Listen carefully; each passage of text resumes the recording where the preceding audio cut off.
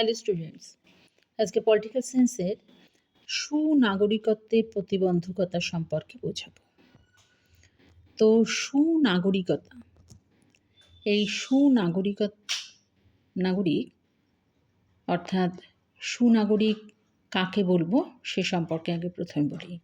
একটা দেশের নাগরিকদের মধ্যে যারা বেশ কিছু উৎকৃষ্ট গুণ সম্পন্ন তাদেরকেই আমরা সুনাগরিক বলবো।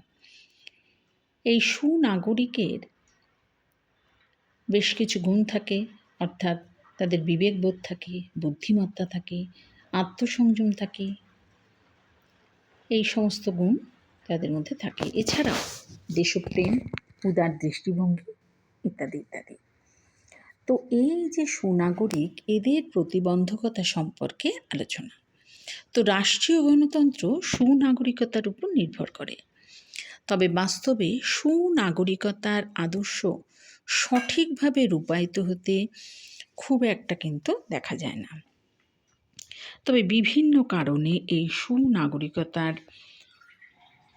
বাস্তব প্রতিফলনের ক্ষেত্রে প্রতিবন্ধকতা সৃষ্টি হচ্ছে।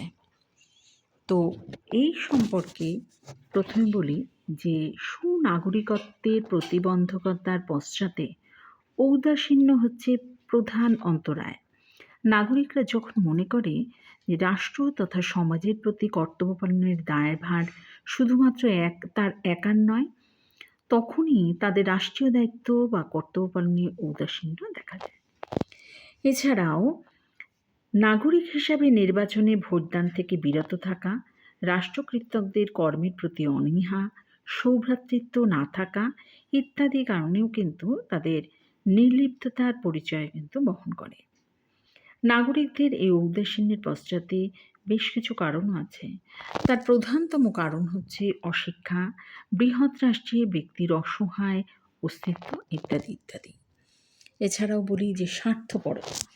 ব্যক্তিগত স্বার্থপরতা হলো সুনাগরিকত্বের পথে প্রধান বাধা। ব্যক্তি স্বার্থ মানুষকে অসামাজিক করে গড়ে তোলে। ব্যক্তিগত স্বার্থপরতার বশে মানুষ অনেক সময় রাষ্ট্রবিরোধী কার্যে লিপ্ত হয়ে পড়ে। লোভ লালসা মানুষকে ব্যক্তি স্বার্থের বশবর্তী করে তোলে। এছাড়াও বলি দলীয় সংকীর্ণতা। দলীয় সংকীর্ণতা সুনাগরিকত্বের পথে বড় অন্তরায়।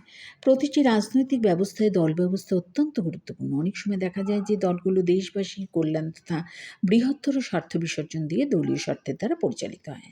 আবার অনেক সময় এই দলীয় স্বার্থ তাদের সমাজ বিরোধীতে পরিণত করে। এর ফলে দলীয় সংঘর্ষ, নির্বাচনী কারচুপি, ভোট কেনাবেচা ইত্যাদি ইত্যাদি পরিস্থিতির উদ্ভব হয়। তাই এইভাবে দলীয় সংকীর্ণতা সুনাগরিকত্বের পথে প্রধান অন্তরায় সৃষ্টি করেছে। এছাড়াও বলি যে পক্ষপাত দুষ্ট গণমাধ্যম, এটাও কিন্তু একটা সুনাগরিকত্বের পথে প্রধান অন্তরায় হয়ে দাঁড়িয়েছে। এক্ষেত্রেও এই গণমাধ্যমগুলো নেতিবাচক ভূমিকা কিন্তু পালন করে। গণমাধ্যমগুলো বিশেষ শ্রেণী স্বার্থ দ্বারা পরিচালিত হয়, যা নাগরিকদের রাষ্ট্রীয় কর্তব্য পালনে অনেক সময় উদ্বুদ্ধ করতে পারে না।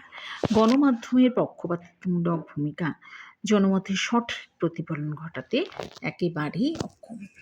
তাই আজ আলোচনা হলো সুনাগরিকত্বের প্রতিবন্ধকতা।